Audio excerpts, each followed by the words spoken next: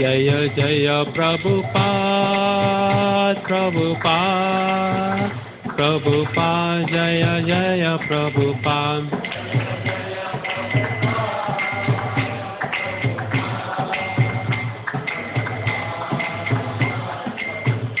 जय जय गुरुदेव गुरुदेव गुरुदेव जय जय गुरुदेव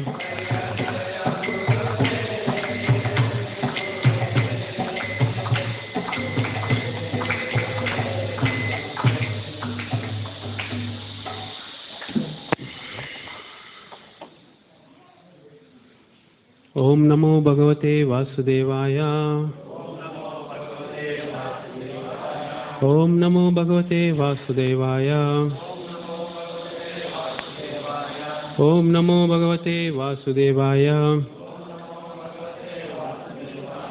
नारायणं नमस्कृत्यं नरं चैव नरोत्तमं देवीं सरस्वतीं व्यासं ततो जयमुदीरये नष्टप्रायेषु अभद्रेषु नित्यं भागवत सेवया भगवती उत्तमश्लोके भक्तिर्भवति नैष्ठिके श्रीचैतन्यमनोभीष्टं स्थापितं येन भूतले स्वयं रूपा कदा मह्यं ददाति स्वपदान्तिकं वन्देऽहं श्रीगुरु श्रीयुतापदकमलं श्रीगुरुं वैष्णवांश्च श्रीरूपं साग्रजातं सहगना ललितां श्रीविशाखान्वितं संसजीवं साद्वैतं सावधूतं परिजनसहितं कृष्णचैतन्यदेवं श्रीराधा कृष्णपादां सहगना ललितां श्रीविशाखान्वितां श्याम हे कृष्णा करुणा सिन्धो दीनबन्धो जगत्पते गोपेशा गोपिका कान्ता राधा कान्ता नमस्तुते तप्त कांचन गौरांगी राधे वृंदावनेश्वरी वृषभानुसुते देवी प्रणमामि हरिप्रिये वाञ्छा कल्पतरुभ्यश्च कृपा सिन्धुभ्यैव च पतितानां पावनेभ्यो वैष्णवेभ्यो नमो नमः नमः ओं विष्णुपादाय कृष्णप्रेष्ठाय भूतले श्रीमते भक्तिवेदान्ता स्वामिनिति नामिने नमस्ते सरस्वती देवे गौरवाणी प्रचारिणे निर्विशेषा शून्यवादी पाश्चात्यादेशतारिणे जय श्री कृष्ण चैतन्य प्रभु नित्यानंद श्री अद्वैता गदाधरा श्रीवासादि गौरभक्तवृंदा हरे कृष्णा कृष्ण कृष्ण हरे हरे हरे राम राम राम हरे हरे ಹರೇ ಕೃಷ್ಣ. ಎಲ್ಲರಿಗೂ ಭಾನುವಾರದ ಭಾಗವತ ಪ್ರವಚನಕ್ಕೆ ಸ್ವಾಗತ. ಸೊ ಈ ದಿನ ನನಗೆ ಈ ಸೇವೆಯನ್ನು ಕೊಟ್ಟಿದ್ದಾರೆ ಹಿರಿಯ ಭಕ್ತರಿಗೆ ನಾನು ಕೃತಜ್ಞತೆ ಸಲ್ಲಿಸ್ತಾ ಮತ್ತು ಅವರಲ್ಲಿ ಈ ಒಂದು ಕೃಪೆಯನ್ನು ಬೇಡ್ತಾ ಇದ್ದೀನಿ ಮತ್ತು ಎಲ್ಲ ಭಕ್ತರಲ್ಲೂ ಕೂಡ ಕೃಪೆಯನ್ನು ಬೇಡ್ತಾ ಇದ್ದೀನಿ, ಭಗವಂತನಲ್ಲೂ ಕೂಡ ಈ ಭಾಗವತ ಪ್ರವಚನ ಸೇವೆನ ಚೆನ್ನಾಗಿ ಮಾಡೋ ಥರ.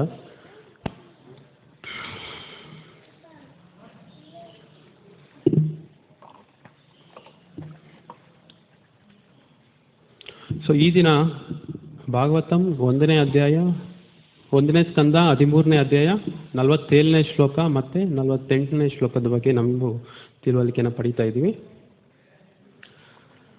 ಸೊ ದಯವಿಟ್ಟು ರಿಪೀಟ್ ಮಾಡಿ. ಅಹಸ್ತಾನಿ ಸಹಸ್ತಾನಾಂ ಅಪದಾನಿ ಚತುಷ್ಪದಾಂ ಫಲ್ಗುನಿ ತತ್ರ ಮಹತಾಂ जीवो जीवस्य जीवनम् अहस्तानि सहस्तानां सहस्तानि चतुष्पदां फल्गुनी तत्र महतां जीवो जीवस्य जीवनम् अहस्तानि सहस्तानां अपदानि चतुष्पदां फल्गुनी तत्र महतां जीवो जीवस्य जीवनम्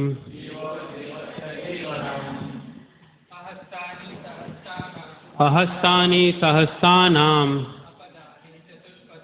अपदानि चतुष्पदां ಫಲ್ಗುನಿ ತತ್ರ ಮಹತಾಂ ಜೀವೋ ಜೀವಸ್ಯ ಜೀವನಂ ಅಹಸ್ತಾನಿ ಸಹಸ್ತಾನಾಂ ಹಸ್ತಾನಿ ಚತುಷ್ಪದಾಂ ಫಲ್ಗುನಿ ತತ್ರ ಮಹತಾಂ ಜೀವೋ ಜೀವಸ್ಯ ಜೀವನಂ ಅಹಸ್ತಾನಿ ಸಹಸ್ತಾನಾಂ ಅಪದಾನಿ ಚತುಷ್ಪದಾಂ ಫಲ್ಗುನಿ ತತ್ರ ಮಹತಾಂ ಜೀವೋ ಜೀವಸ್ಯ ಜೀವನಂ ಅಹಸ್ತಾನಿ ಸಹಸ್ತಾನಾಂ ಅಪದಾನಿ ಚತುಷ್ಪದಾಂ ಫಲ್ಗುನಿ ತತ್ರ ಮಹತಾಂ ಜೀವೋ ಜೀವಸ್ಯ ಜೀವನಂ ಅಹಸ್ತಾನಿ ಸಹಸ್ತಾನಾಂ ಅಪದಾನಿ ಚತುಷ್ಪದಾಂ ಫಲ್ಗುನಿ ತತ್ರ ಮಹತಾಂ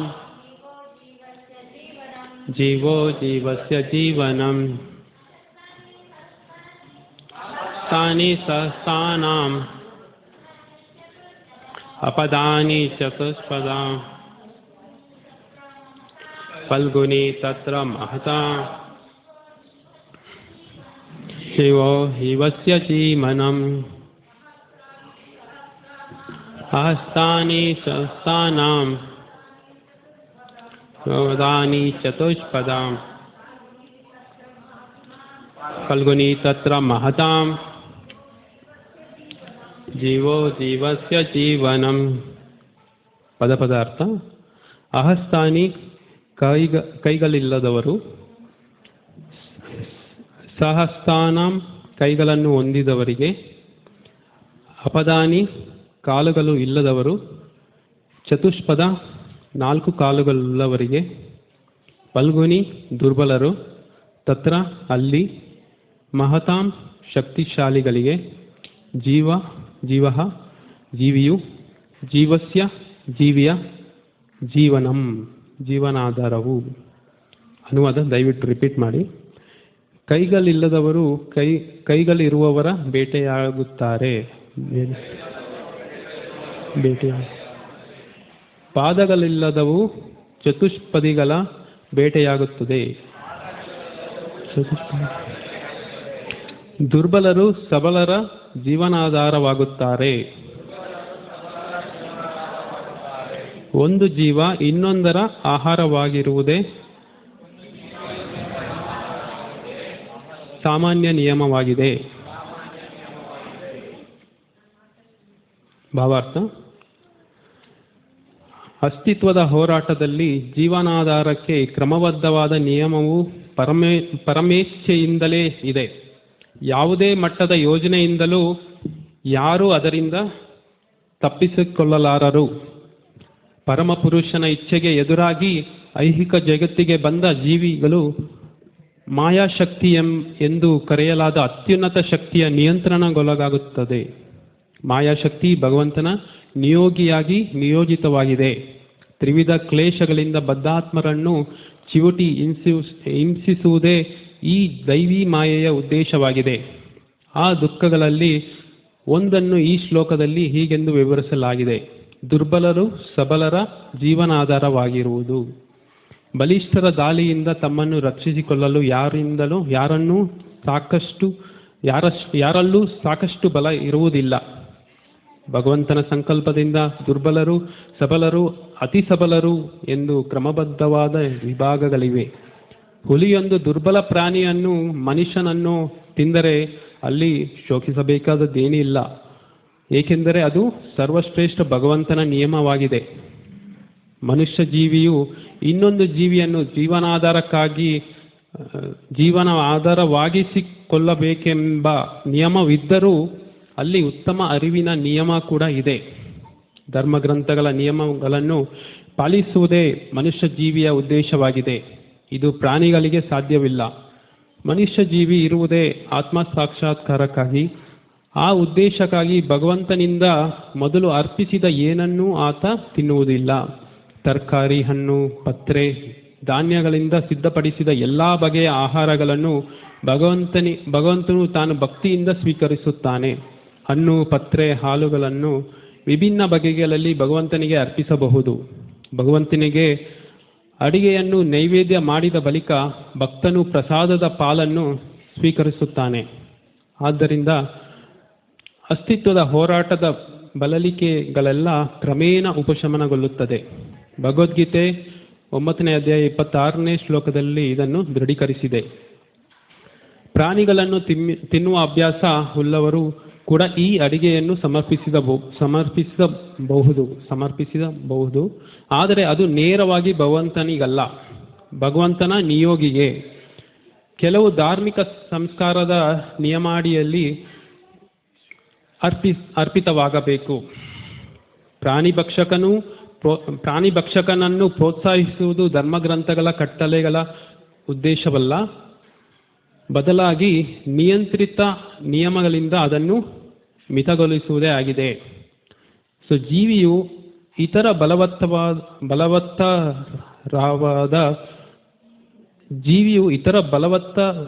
ಬಲವತ್ತರವಾದ ಜೀವಿಗಳ ಜೀವನಾಧಾರ ಮೂಲವಾಗಿದೆ. ಯಾರು ಯಾವ ಸನ್ನಿವೇಶದಲ್ಲೂ ತಮ್ಮ ಜೀವನಾಧಾರದ ಬಗ್ಗೆ ಅತಿಯಾಗಿ ವ್ಯಾಕುಲರಾಗಬಾರದು, ಏಕೆಂದರೆ ಎಲ್ಲೆಡೆ ಜೀವಿಗಳಿದ್ದಾರೆ. ಯಾವ ಜೀವಿಯೂ ಯಾವ ಸ್ಥಳದಲ್ಲಿ ಆಹಾರ ಅಭಾವದಿಂದ ಉಪವಾಸ ಬೀಳುವುದಿಲ್ಲ. ದೊಡ್ಡಪ್ಪ ಚಿಕ್ಕಂದಿರು ಆಹಾರದ ಅಭಾವದಿಂದ ಬಳಲುವರೆಂದು ಚಿಂತೆಗೊಳಗಾಗಬಾರದು ಎಂದು ನಾರದ ಮಹಾರಾಜರು ಯುಧಿಷ್ಠಿರ ಮಹಾರಾಜರಿಗೆ ಸಲಹೆ ಇತ್ತರು.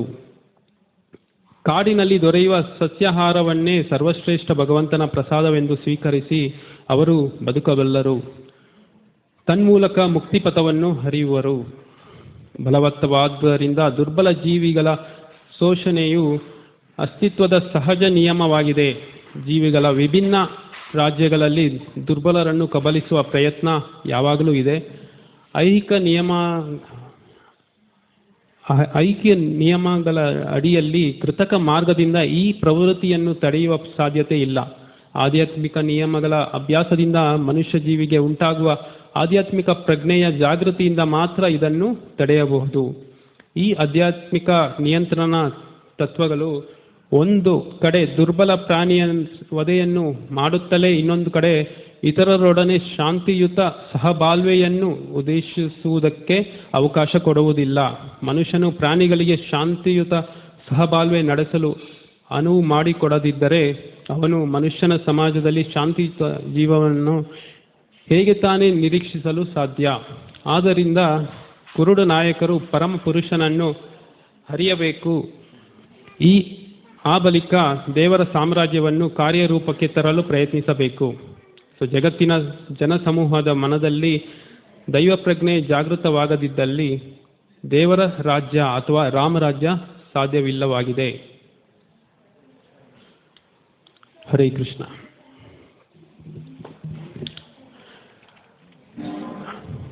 ಸೊ ಇದು 1ನೇ ಅಧ್ಯಾಯ 13ನೇ ಶ್ಲೋಕ, ಧೃತರಾಷ್ಟ್ರನ ಗೃಹ ತ್ಯಾಗ. ಈ ಶ್ಲೋಕದ ಒಂದು ತಿಳುವಳಿಕೆ ಪಡೆಯೋದಕ್ಕಿಂತ ಮುಂಚೆ ನಾವು ಒಂದು ಹಿನ್ನೆಲೆನ ನೋಡೋಣ. ಅಂದರೆ ಹಿಂದೆ ಏನಾಗಿತ್ತು. ಯಾಕಂದರೆ ಈ ಶ್ಲೋಕ ಅಥವಾ ಈ ಚಾಪ್ಟ್ರು ಎಲ್ಲರಿಗೂ ಅತ್ಯಂತ ಮಹತ್ವಪೂರ್ಣವಾಗಿದೆ. ನಾನು ಈ ಶ್ಲೋಕ ಅಂದರೆ ಈ ಚಾಪ್ಟರ್ ಬಂದಾಗ ಯೋಚನೆ ಮಾಡ್ತಾ ಇದ್ದೆ. ಅಂದರೆ ಧೃತರಾಷ್ಟ್ರನ ಬಗ್ಗೆ ವಿಚಾರ ಇದೆ, ಅಂದರೆ ನನಗೆ ಹೇಗೆ ಅನ್ವಯ ಆಗತ್ತೆ ಅಂತ. ಹಾಗಾಗಿ ಯಾರಾದರೂ ಏನಾದರೂ ಉತ್ತರ ಕೊಡ್ಬೋದಾ, ನಮ್ಮ ಜೀವನದಲ್ಲಿ ಇದು ಹೇಗೆ ಅನ್ವಯವಾಗುತ್ತದೆ ಅಂತ?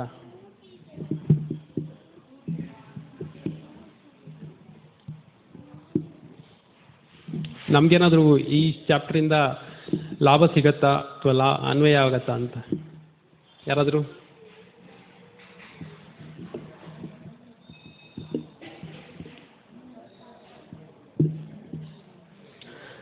ಸೊ ಧೃತರಾಷ್ಟ್ರನ ಗೃಹ ತ್ಯಾಗ ಅಂದರೆ ನಾವು ಕೂಡ ಒಂದು ಲೆಕ್ಕದಲ್ಲಿ ಧೃತರಾಷ್ಟ್ರನ ಥರನೇ ಇದ್ದೀವಿ. ಯಾಕಂದರೆ ನಾವು ಕೂಡ ಒಂದು ಈ ಸಮಾಜಕ್ಕೆ ಅಂಟ್ಕೊಂಡು ಅಥವಾ ನಮ್ಮ ಗೃಹ, ನಮ್ಮ ಮಕ್ಕಳು ಮತ್ತು ಪತ್ನಿ, ಈ ರೀತಿ ಸಮಾಜ ಮತ್ತು ಫ್ಯಾಮಿಲಿ ಅಂದ್ಬಿಟ್ಟು ನಾವು ಅದಕ್ಕೆ ಅಂಟ್ಕೊಂಡು ನಮ್ಮ ನಿಜವಾದ ಉದ್ದೇಶವನ್ನು ಮರೆತು ಇನ್ನೊಂದು ಜನ್ಮಕ್ಕೆ ನಾವು ರೆಡಿ ಆಗ್ತಾ ಇದ್ದೀವಿ. ಸೊ ಹಾಗಾಗಿ ಧೃತರಾಷ್ಟ್ರನ ಈ ಗೃಹತ್ಯಾಗ ಒಂದು ಸಂಚಿಕೆಯಿಂದ ನಮಗೆ ಸಾಕಷ್ಟು ತಿಳುವಳಿಕೆ ಸಿಗತ್ತೆ. ಯಾಕಂದರೆ ನಿಜವಾದ ಲಾಭ ಇರೋದು ಭಗವಂತನ ಅರಿವಿಕೆಯಿಂದ ಮತ್ತು ಭಗವಂತನ ಕಡೆ ನಾವು ಭಗವಂತನ ಧಾಮಕ್ಕೆ ಹೋಗುವ ಒಂದು ನಿಜವಾದ ಪ್ರಯತ್ನವನ್ನು ಮಾಡಬೇಕು ಅನ್ನೋದು ನಾವು ತಿಳುವಳಿಕೆ ಸಿಗ್ತಾ ಇದೆ. ಸೊ ಈ ಸಂಚಿಕೆಯಲ್ಲಿ ಯಾವಾಗ ವಿದುರರ ಒಂದು ಮೈತ್ರೇಯ ಋಷಿಯಿಂದ ಜ್ಞಾನವನ್ನು ಪಡೆದು ಮತ್ತು ಉದ್ಧವರಿಂದ ಜ್ಞಾನವನ್ನು ಪಡೆದು ಜ್ಞಾನಾರ್ಜನೆ ಪಡೆದು ಅವರು ಎಲ್ಲ ಕಡೆ ತೀರ್ಥಕ್ಷೇತ್ರಕ್ಕೆ ಪ್ರವಾಸ ಮಾಡಿರ್ತಾರೆ. ಕುರುಕ್ಷೇತ್ರದಲ್ಲಿ ಯುದ್ಧ ಆದಾಗ ಅವರು ಇರೋದಿಲ್ಲ. ಆ ಟೈಮಲ್ಲಿ ಎಲ್ಲ ಕಡೆ ತೀರ್ಥಕ್ಷೇತ್ರನ ಪ್ರಯಾಣ ಮಾಡಿ ಅವರು ಸಾಕಷ್ಟು ಜ್ಞಾನಾರ್ಜನೆಯನ್ನು ಪಡೆದಿರ್ತಾರೆ. ಆತ್ಮ ಸಾಕ್ಷಾತ್ಕಾರದ ಜ್ಞಾನವನ್ನು ಪಡೆದು ಈ ಉನ್ನತವಾದ ಜ್ಞಾನವನ್ನು ಮತ್ತೆ ಅವರು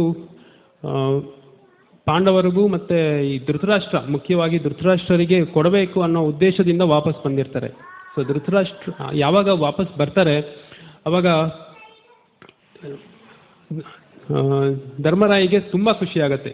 ಧರ್ಮರಾಯರು ಸಂತೋಷ ಪಡ್ತಾರೆ. ಸೊ ಅಂದರೆ ಅತಿಥಿನೇ ಯಾವ ರೀತಿ ವೆಲ್ಕಮ್ ಮಾಡಬೇಕು ಅನ್ನೋದನ್ನ ಅವರು ತೋರಿಸ್ಕೊಡ್ತಾ ಇದ್ದಾರೆ. ಯಾಕಂದರೆ ಸಾಮಾನ್ಯವಾಗಿ ನಾವು ಏನೋ ಒಂದು ಪ್ಲ್ಯಾನ್ ಮಾಡಿರ್ತೀವಿ, ಸ್ಯಾಟರ್ಡೇ ಬಂತು, ಸ್ಯಾಟರ್ಡೇ ಸಂಡೇ ಎಲ್ಲೋ ಒಂದು ಬೇರೆ ಕಡೆ ಹೋಗಬೇಕು ಅಂತ ಪ್ಲ್ಯಾನ್ ಮಾಡಿರ್ತೀವಿ. ಅವಾಗ ಯಾರೋ ನಮ್ಮ ಅಂಕಲ್ ಬಂದಾಗ ಅವಾಗ ಇಮಿಡಿಯೇಟ್ಲಿ ನಮ್ಮ ಎಲ್ಲ ಒಂದು ಇವ್ರು ಯಾಕೆ ಬಂದರು ಅನ್ನೋ ಒಂದು ಮನೋಭಾವ ಇರುತ್ತೆ. ಆದರೆ ಅವ್ರನ್ನ ಚೆನ್ನಾಗಿ ಬರಮಾಡಿಕೊಂಡು ಯಾವ ರೀತಿ ಚೆನ್ನಾಗಿ ನೋಡ್ಕೋಬೇಕು ಅನ್ನೋ ಒಂದು ಈ ಪಾಠನ ನಾವು ಕಲಿಬೇಕಾಗಿದೆ. ಹಾಗಾಗಿ ಯಾವಾಗ ವಿದುರರು ಬರ್ತಾರೆ ಅವ್ರಿಗೆ ಎಲ್ಲರಿಗೂ ಆ ಜೀವ ಬಂದಂಗೆ ಆಗುತ್ತೆ ಮತ್ತು ಅವರು ತುಂಬ ಸಂತೋಷ ಪಡ್ತಾರೆ. ಮತ್ತು ವಿದುರರಿಂದ ಉನ್ನತ ಜ್ಞಾನವನ್ನು ಪಡೆಯೋದಕ್ಕೋಸ್ಕರ ಅವರು ಎಲ್ಲ ಕಾತರರಾಗಿರ್ತಾರೆ. ಮತ್ತು ಮುಖ್ಯವಾಗಿ 18ನೇ ಶ್ಲೋಕದಿಂದ 30ನೇ ಶ್ಲೋಕದವರೆಗೂ ವಿದುರರು ಧೃತರಾಷ್ಟ್ರನಿಗೆ ಕುರಿತು ಕೆಲವೊಂದು ಉದ್ದೇಶವನ್ನು, ಅಂದರೆ ಅವರು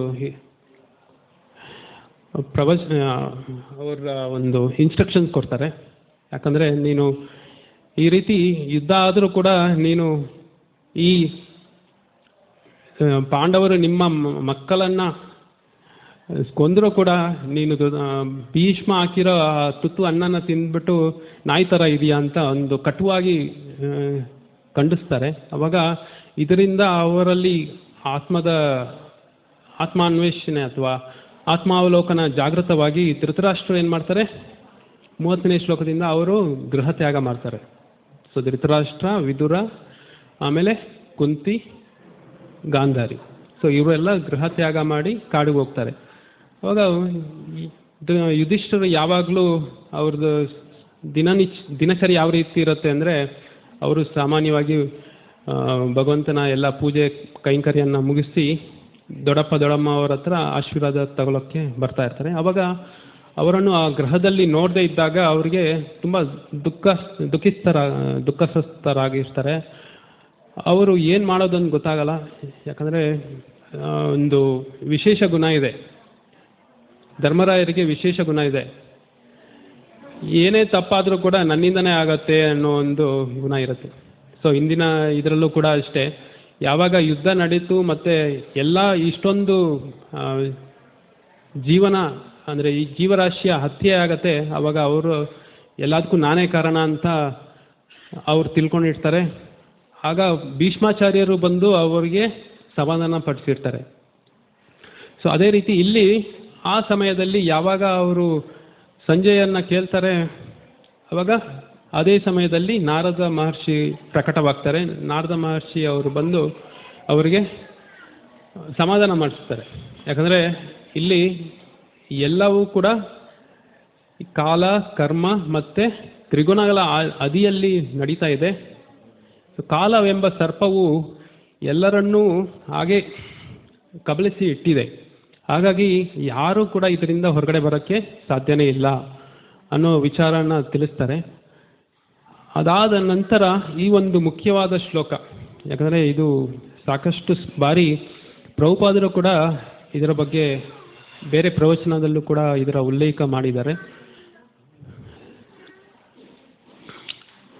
ಸೊ ಅದರ ಬಗ್ಗೆ ನಾವು ತಿಳುವಳಿಕೆ ಪಡೆಯೋಣ. ಅಹಸ್ತಾನಿ ಸಹಸ್ತಾನಾಂ ಸ ಅಪದಾನಿ ಚತುಷ್ಪದಂ. ಅಹಸ್ತಾನಿ ಅಂದರೆ ಕೈಗಳಿಲ್ಲದವರು. ಸೊ ಯಾವ ಜೀವಿ ಕೈಗಳಿಲ್ಲದವರು, ಯಾವುದದು ಕೈಗಳಿಲ್ಲದೆ ಇರೋದು?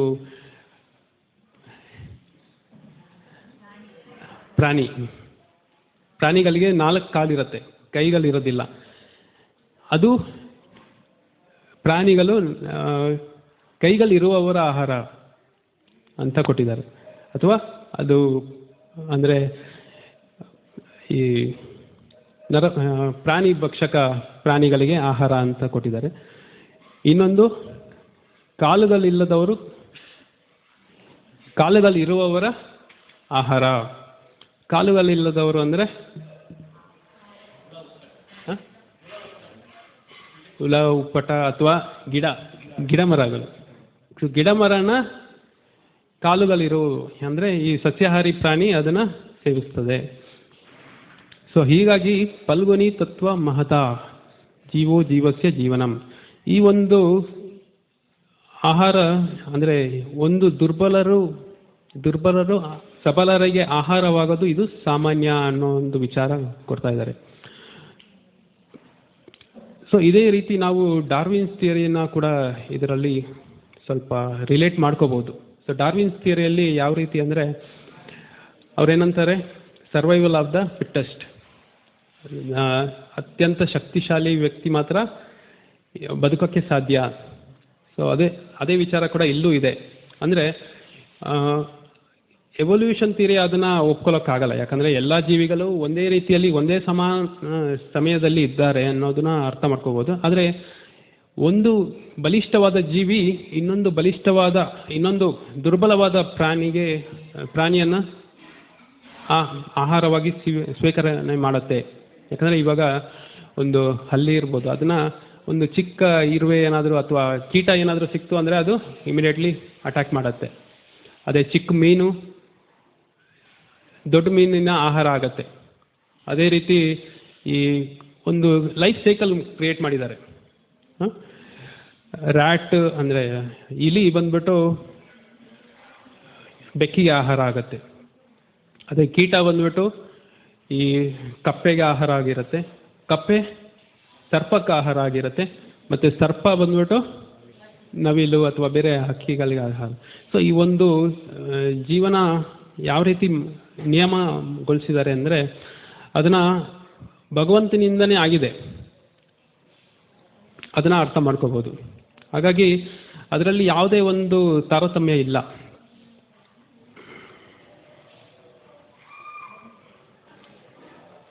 ಅದೇ ರೀತಿ ಮನುಷ್ಯರಿಗೆ, ಹಾಗಾದರೆ ಮನುಷ್ಯರು ದುರ್ಬಲರ ಸಬಲರ? ಸಬಲರು ಅಂದರೆ ಅವಾಗಾದರೆ ದುರ್ಬಲರ ಮೇಲೆ ಹತ್ಯೆ ಮಾಡೋ ಒಂದು ಅವಕಾಶ ಇದೆಯಾ?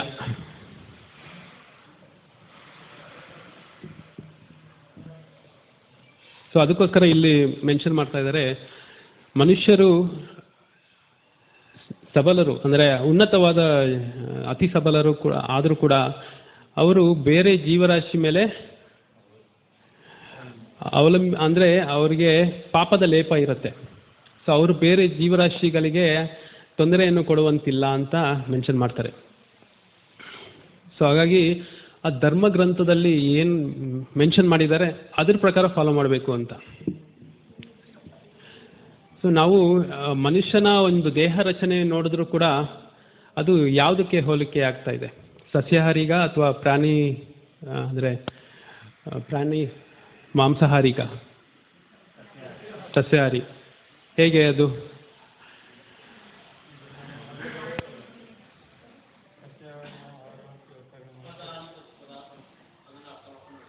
ಹಾಂ,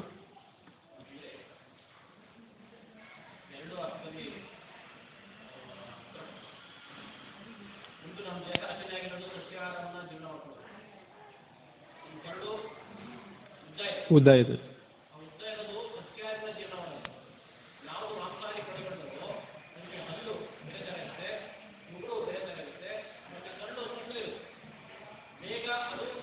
ಡೈಜೆಸ್ಟ್ ಆಗಿ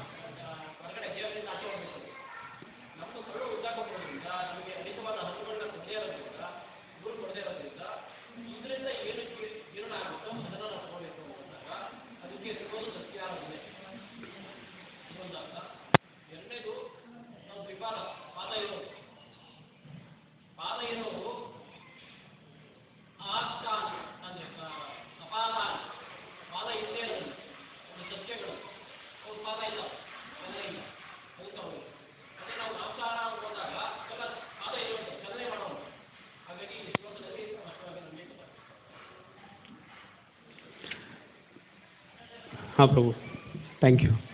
ಸೊ ತುಂಬ ಚೆನ್ನಾಗಿ ವಿವರಣೆ ಮಾಡಿದ್ದಾರೆ.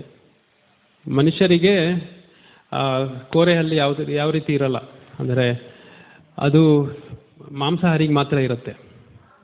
ಅದಲ್ಲದೆ ಅದು ಯೂಶಲಿ ನಾವು ಏನು ಮಾಡ್ತೀವಿ, ಗ್ರೈಂಡ್ ಆಗಿ ಅಂದರೆ ಅಗಿದು ಇದು ಮಾಡ್ತಾ ಇರ್ತೀವಿ. ಮತ್ತು ನಾವೇನು ತಿಂದಿರ್ತೀವಿ ಅದು ಜೀರ್ಣ ಮಾಡೋದಕ್ಕೆ ಸಾಕಷ್ಟು ಸಮಯ ಬೇಕು. ಯಾಕಂದರೆ ಅದು ನಮ್ಮಲ್ಲಿ ಒಂದು ಅಮಿನೋ ಆಸಿಡ್ ಅಂತ ಆರ್ಟಿಫಿಷಿಯಲ್ ಆಗಿ ಜನ್ರೇಟ್ ಆಗುತ್ತೆ. ಆದರೆ ಮಾಂಸಾಹಾರಿಯಲ್ಲಿ ಆ ಒಂದು ಆ್ಯಸಿಡ್ ಆಲ್ರೆಡಿ ಇರುತ್ತೆ. ಆ್ಯಸಿಡ್ ಆಲ್ರೆಡಿ ಇರೋದ್ರಿಂದ ಅದು ಏನೇ ತಿಂದರೂ ಕೂಡ ಇಮಿಡಿಯೇಟ್ಲಿ ಅದು ಜೀರ್ಣ ಆಗುತ್ತೆ. ಮತ್ತು ಪ್ರಭು ಮೆನ್ಷನ್ ಮಾಡಿರೋ ಥರ ಆ ಕರ್ಲು, ಚಿಕ್ಕ ಕರ್ಲು ಏನಿರುತ್ತೆ ಅಲ್ಲ, ಸ್ಮಾಲ್ ಇಂಟೆಸ್ಟೈನ್, ಅದು ಅಟ್ಲೀಸ್ಟ್ ಒಂದು 3 to 10 ಮೀಟರ್ಸ್ ಇರುತ್ತೆ. ಅದು ಸಾಮಾನ್ಯವಾಗಿ ಈ ಸಸ್ಯಾಹಾರಿ ಪ್ರಾಣಿಗಳಿಗೆ ಹೋಲಿಸ್ಬೋದು. ಆದರೆ ಈ ಪ್ರಾಣಿ ಅಂದರೆ ಮಾಂಸಾಹಾರಿಗೆ ಅದು ತುಂಬ ಚಿಕ್ಕದಾಗಿರುತ್ತೆ. ಯಾಕಂದರೆ ಅದು ಜೀರ್ಣ ಮಾಡಿ ಇಮಿಡಿಯೇಟ್ಲಿ ಅದನ್ನು ತ್ಯಜಿಸಬೇಕು ಅನ್ನೋದಕ್ಕೋಸ್ಕರ. ಹಾಗಾಗಿ ಇದರಲ್ಲಿ ಮೆನ್ಷನ್ ಮಾಡಿರೋ ಪ್ರಕಾರ ನಾವು ಸಸ್ಯಾಹಾರಿಯನ್ನೇ ಸಸ್ಯಾಹಾರಿಗಳಾಗಿರಬೇಕು ಅಂತ. ಆದರೆ ಕೇವಲ ಸಸ್ಯಾಹಾರವಿದ್ದರೆ ಕೂಡ ಅದು ನಮಗೆ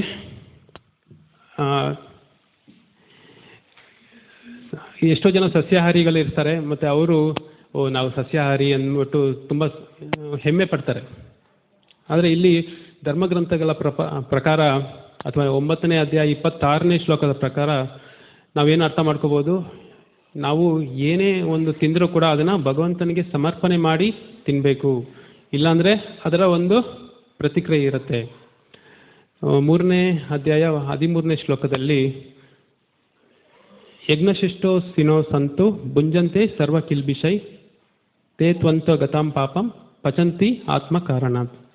ಸೊ ಯಾರು ತಮ್ಮ ನಾಲಿಗೆಯ ಒಂದು ಲಾಲಸೆ ಅಥವಾ ಇಚ್ಛೆಗೋಸ್ಕರ ಅವರು ಅಡುಗೆನ ಅಥವಾ ವಿವಿಧ ರೀತಿಯ ಒಂದು ಅಡುಗೆನ ಮಾಡಿ ಅವರು ತಿಂತಾರೆ, ಅವರು ಅಂದರೆ ಆ ಪಾಕ ಏನಿರುತ್ತೆ ಅಂದರೆ ಅದು ಪಾಪವನ್ನೇ ತಿಂತಾ ಇರ್ತಾರೆ ಅಂತ. ಹಾಗಾಗಿ ಮನುಷ್ಯರಿಗೆ ಒಂದು ಧರ್ಮ ಗ್ರಂಥದ ಪ್ರಕಾರ ನಡ್ಕೊಳ್ಳೋವಂಥ ಅವಕಾಶ ಇದೆ. ಅದಲ್ಲದೆ ಈ ಮಾಂಸಾಹಾರವನ್ನು ಯಾರು ಮನುಸ್ಮೃತಿಯಲ್ಲಿ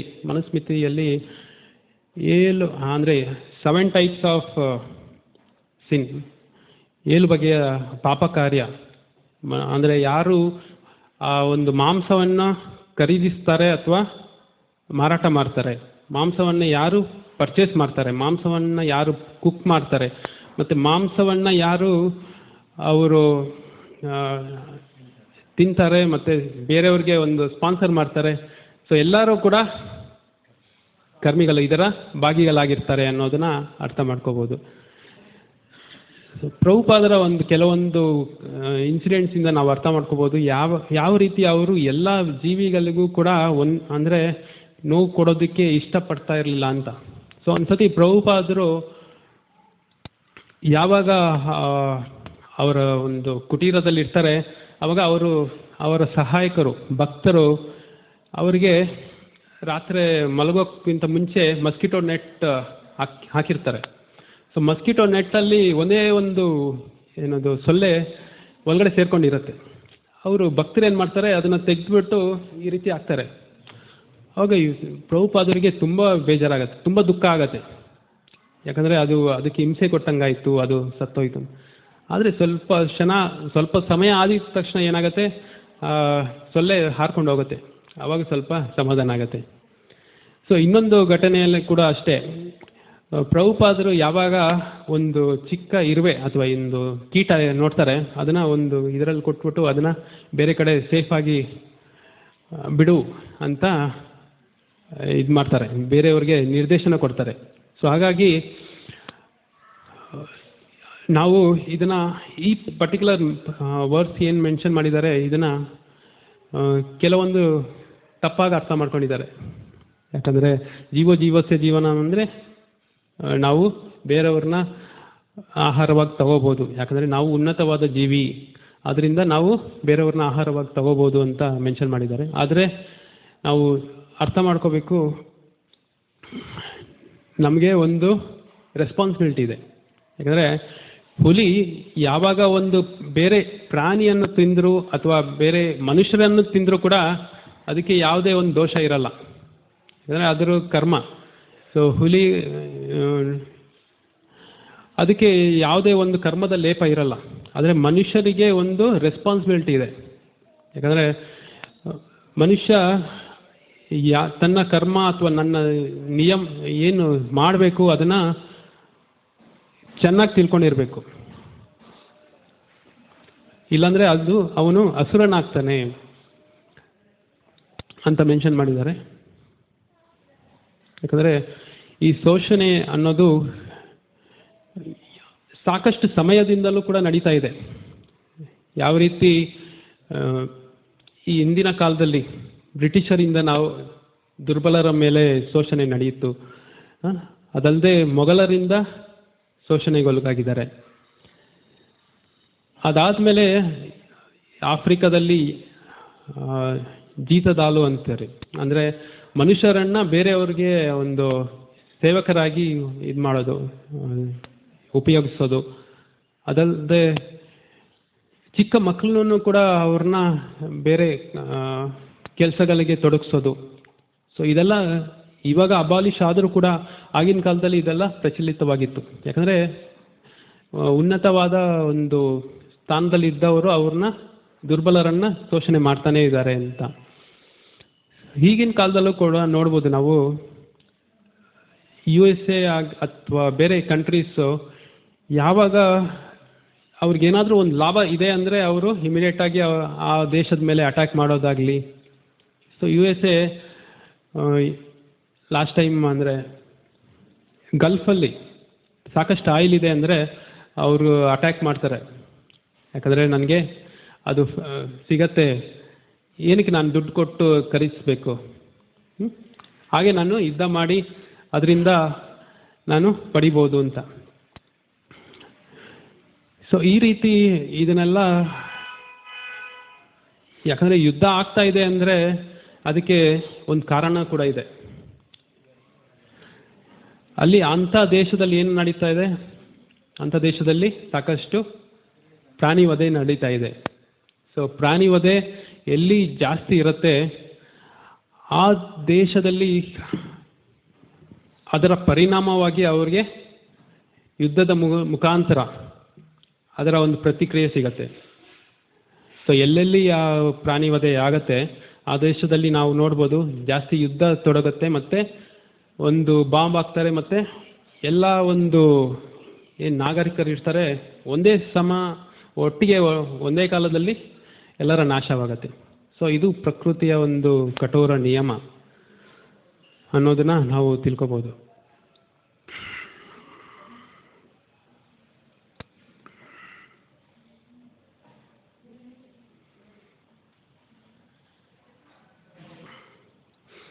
ಸೊ ಅದೇ ರೀತಿ ಯಾವುದೇ ಒಂದು ಭೂಕಂಪ ಆಗಲಿ ಅಥವಾ ಬೇರೆ ಯಾವುದೇ ಒಂದು ಈ ಪ್ರಕೃತಿಯ ವಿಕೋಪ ಆಗಲಿ, ಅದು ನಾವು ಮಾಡಿದ ಒಂದು ಕರ್ಮದ ಪ್ರಕಾರ ಆಗತ್ತೆ.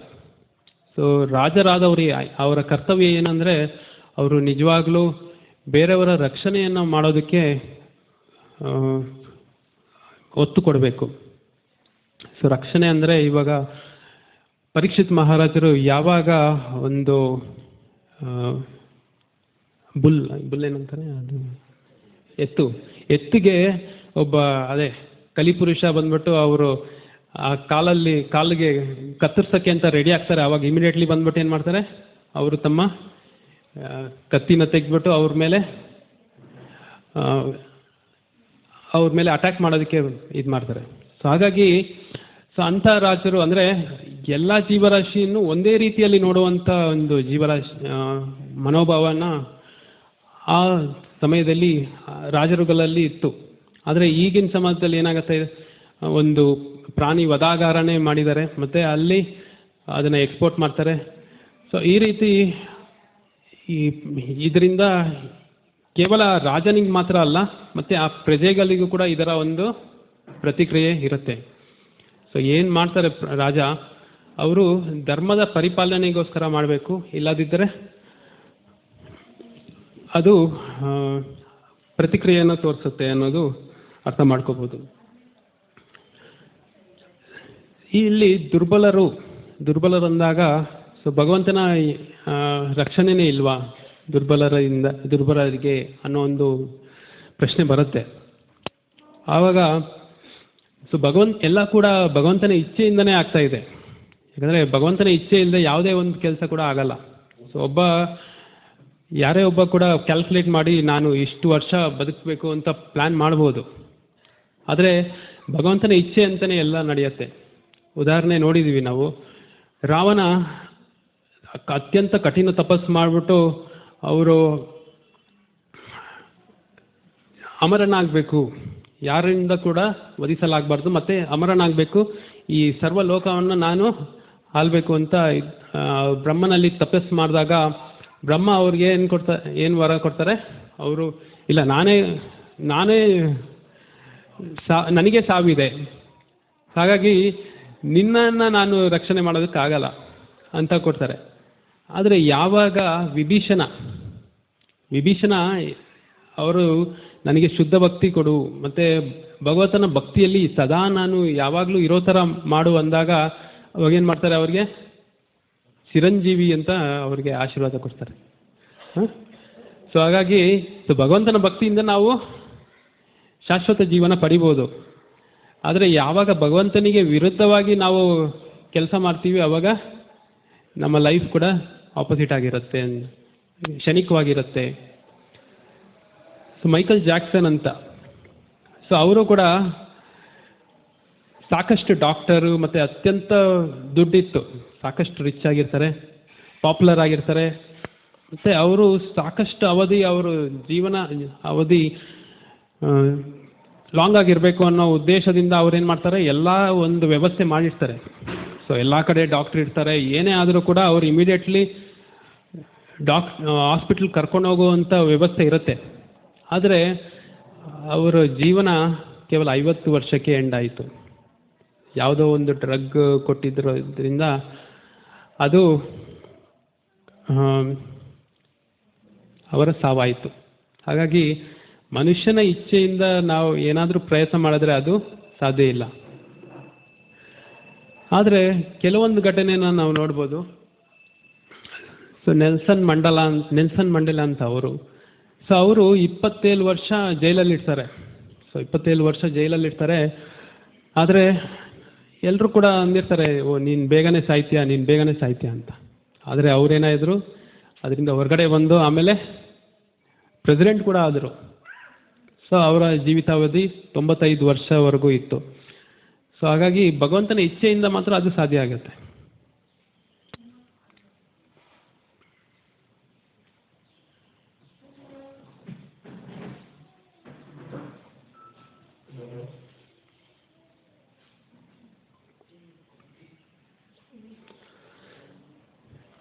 ಈ ಮನುಷ್ಯನಾದವನು ಯಾವ ರೀತಿ ಈ ಪ್ರಕೃತಿ ಮೇಲೆ ಅವರು ದಬ್ಬಾಳಿಕೆಯನ್ನು ನಡೆಸ್ತಾ ಇದ್ದಾರೆ ಅನ್ನೋದಕ್ಕೆ ಒಂದು ಸಾಕಷ್ಟು ಉದಾಹರಣೆಯನ್ನು ನಾವು ನೋಡ್ಬೋದು. ಚೈನಾದಲ್ಲಿ ಯಾವಾಗ ಒಂದು ಘಟನೆ ನಡೆಯುತ್ತೆ, ಚೈನಾದಲ್ಲಿ ಅಂದರೆ ಈ ಚೈನಾ ಮತ್ತು ಇಂಡಿಯಾ ಆಲ್ಮೋಸ್ಟ್ ಎಲ್ಲ ಹೈಲಿ ಪಾಪ್ಯುಲೇಟೆಡ್, ತುಂಬ ಜನಸಂಖ್ಯೆ ಇರುವಂಥ ದೇಶ. ಹಾಗಾಗಿ ಅವರು ಏನು ಗ್ರೈನ್ಸ್ ಅಂದರೆ ಧಾನ್ಯನ ಪ್ರೊಡ್ಯೂಸ್ ಮಾಡ್ತಾರೆ, ಅದನ್ನು ಸಾಕಷ್ಟು ರೀತಿಯಲ್ಲಿ ಅಂದರೆ ಆಪ್ಟಿಮೈಸ್ ಆಗಿ ಯಾವುದೇ ಒಂದು ವೇಸ್ಟೇಜ್ ಇಲ್ಲದೆ ಇರೋ ಥರ ಪ್ರೊಡ್ಯೂಸ್ ಮಾಡೋದಕ್ಕೆ ಪ್ರಯತ್ನ ಮಾಡ್ತಾರೆ. ಸೊ ಒಂದು ಸತಿ ಕ್ಯಾಲ್ಕುಲೇಟ್ ಮಾಡಿದಾಗ ಅವರಿಗೆ ಒಂದು ಅಂಶ ಸಿಗತ್ತೆ, ಈ ಬಾರಿಯ ಏನು ದವಸ ಧಾನ್ಯ ಬಂದಿದೆ ಅದು ಆಲ್ಮೋಸ್ಟ್ 10% ಏನಾಗ್ತಾ ಇದೆ, ಪಕ್ಷಿಯಿಂದ ತಿಂದ್ಬಿಟ್ಟು, ಆ ಸ್ಪ್ಯಾರೋ ಗುಬ್ಬಚ್ಚಿಯಿಂದ ತಿಂದ್ಬಿಟ್ಟು ಅದನ್ನು ನಾಶ ಮಾಡ್ತಾ ಇದೆ. ಸೊ 6 to 10% ನಾಶ ಮಾಡ್ತಾ ಇದೆ. ಅದಕ್ಕೋಸ್ಕರ ಏನು ಮಾಡೋಣ, ನಾವು ಈ ಗುಬ್ಬಚ್ಚಿನ ಸಾಯಿಸಿಬಿಟ್ರೆ ಆವಾಗ ನಾವು 100% ಇದು ಮಾಡ್ಬೋದು ಅಂತ ಯೋಚನೆ ಮಾಡ್ತಾರೆ. ಅದಕ್ಕೋಸ್ಕರ ಏನು ಮಾಡ್ತಾರೆ, ಆ ದಿನ ಆ ವರ್ಷ ಪೂರ್ತಿ ಗುಬ್ಬಚ್ಚಿ ಏನೇನಿದೆ ಅದನ್ನೆಲ್ಲ ನಾಶ ಮಾಡ್ತಾರೆ. ಆವಾಗ ಮುಂದಿನ ವರ್ಷ ಏನಾಯಿತು, ಮುಂದಿನ ವರ್ಷ ಅವರ ಒಂದು ಇಳುವರಿ ಅದಕ್ಕಿಂತ ಲಾಸ್ಟ್ ಇಯರ್ಗಿಂತ ಕಮ್ಮಿ ಆಗಿತ್ತು. ಇದಕ್ಕೆ ಕಾರಣ ಬಂದ್ಬಿಟ್ಟು ಆ ಗುಬ್ಬಚ್ಚಿ ಕೇವಲ ಧಾನ್ಯವನ್ನು ಮಾತ್ರ ತಿಂತಾ ಇರಲಿಲ್ಲ, ಅಲ್ಲಿರೋವಂಥ ಕೀಟ ಏನು ಆ ಧಾನ್ಯದ ಮೇಲೆ ಅದನ್ನು ಇದು ಮಾಡ್ತಾಯಿತ್ತು, ಕೀಟ ಅಂದರೆ ಧಾನ್ಯನ ನಾಶ ಮಾಡ್ತಾಯಿತ್ತು, ಅದನ್ನು ಕೂಡ ತಿಂತಾಯಿತ್ತು. ಅದರಿಂದ ಅದು ಸಾಕಷ್ಟು ಅಂದರೆ ಮನುಷ್ಯನ ಪ್ಲ್ಯಾನ್ ಪ್ರಕಾರ ಅದು ವರ್ಕೌಟ್ ಆಗಿಲ್ಲ, ಅದಕ್ಕಿಂತ ಜಾಸ್ತಿನೇ ನಾಶ ಆಯಿತು. ಸೊ ಅದೇ ರೀತಿ ಆಫ್ರಿಕಾದಲ್ಲೂ ಕೂಡ ಒಂದು ಘಟನೆ ನಡೆಯುತ್ತೆ. ಆಫ್ರಿಕಾದಲ್ಲೂ ಆ ಕಾಡು ರಕ್ಷಣೆಗೋಸ್ಕರ, ಕಾಡಿನ ರಕ್ಷಣೆಗೋಸ್ಕರ ಏನು ಮಾಡ್ತಾ ಇರ್ತಾರೆ, ಅವರು ಪ್ರಯತ್ನ ಬರ್ತಾ ಇರ್ತಾರೆ.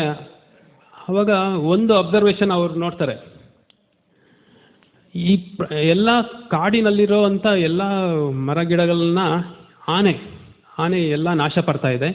ಅದಕ್ಕೋಸ್ಕರ ಆನೆನ ನಾಶ ಮಾಡಿಬಿಟ್ರೆ ನಾವು ಕಾಡನ್ನು ಸಂರಕ್ಷಣೆ ಮಾಡ್ಬೋದು ಅನ್ನೋದು. ಅದಕ್ಕೋಸ್ಕರ 40,000 ಆನೆನ ಅವರು ಕೊಂದಾಕ್ತಾರೆ. ಸೊ 40,000 ಆನೆನ ಆಗದಾಗ ಏನು ಮಾಡ್ತಾರೆ, ಮುಂದಿನ ವರ್ಷ ಅದರ ಇಳುವರಿ ಜಾಸ್ತಿ ಆಯಿತಾ ಕಮ್ಮಿ ಆಯಿತಾ? ಜಾಸ್ತಿ ಆಯಿತಾ ಕಮ್ಮಿ ಆಯಿತು.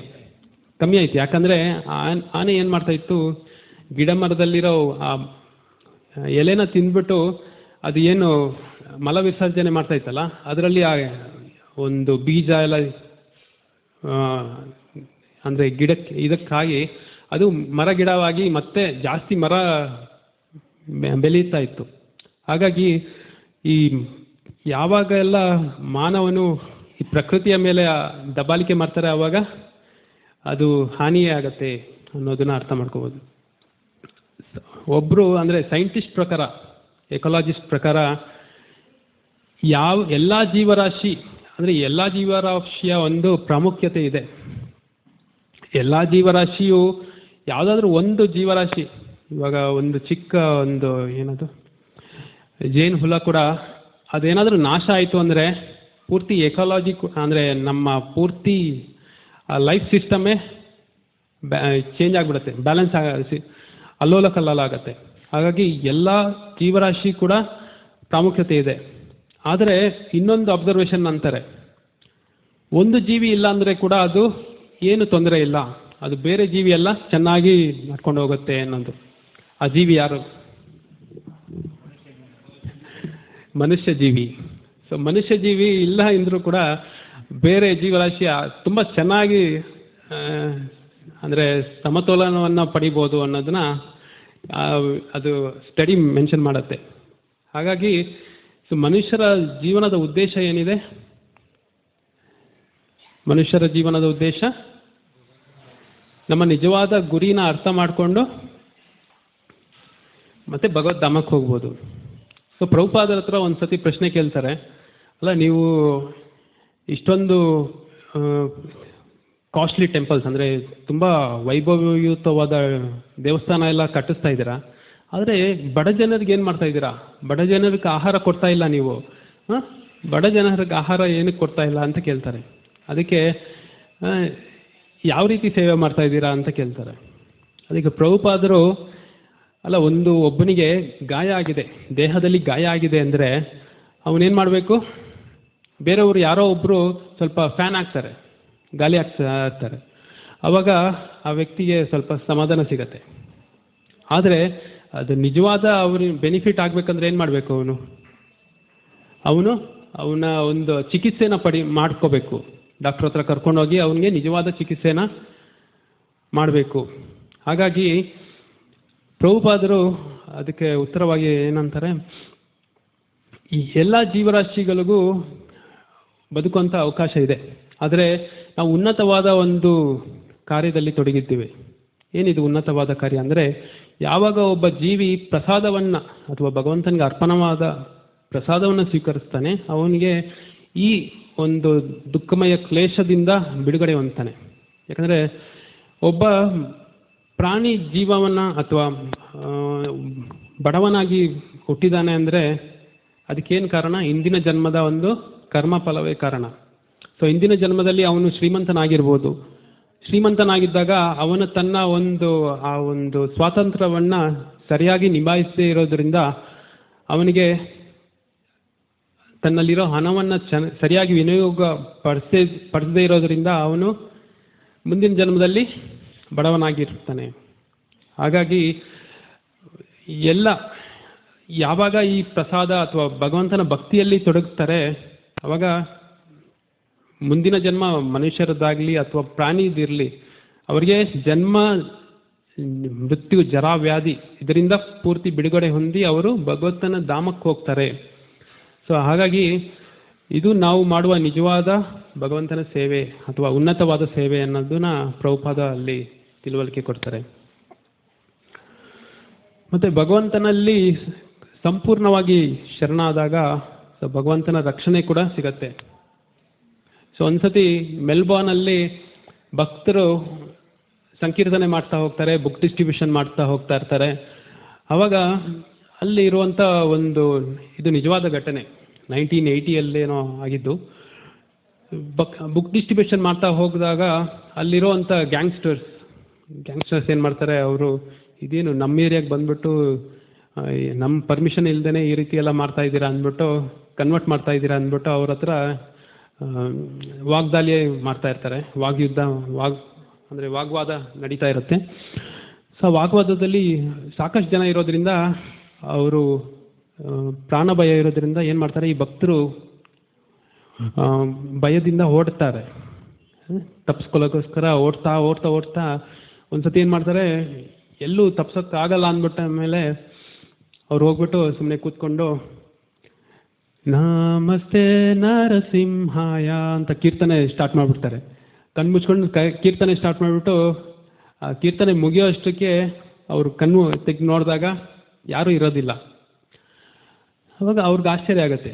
ಸೊ ಮುಂದಿನ ದಿನ ಅದೇ ವ್ಯಕ್ತಿ ಯಾರು ಇವ್ರ ಜೊತೆ ವಾಗ್ವಾದ ಆಗಿರುತ್ತೆ, ಅವ್ರ ವ್ಯಕ್ತಿ ಬಂದ್ಬಿಟ್ಟು, ನೀವು ಎಂಥ ಶಕ್ತಿಶಾಲಿ ಇದ್ದೀರಾ, ನಾವು ನಿಮ್ಮನ್ನ ಅಟ್ಸ್ಕೊಂಡು ಸಾಯಿಸೋಕ್ಕೆ ಅಂತಲೇ ಬಂದಿದ್ವಿ, ಆದರೆ ಸಡನ್ನಲ್ಲಿ ಏನಾಯಿತು, ಒಂದು ಸಿಂಹ ಬಂದು ನಮ್ಮನ್ನೆಲ್ಲ ಭಯಪಡಿಸ್ತು ಅಂದ್ಬಿಟ್ಟು ಅವ್ರಿಗೆ ಸಾಕಷ್ಟು ನಮಗೆ ಈ ಮಾರ್ಕು ಕೂಡ ಇದೆ ನೋಡಿ ಅಂತ ತೋರಿಸ್ತಾರೆ.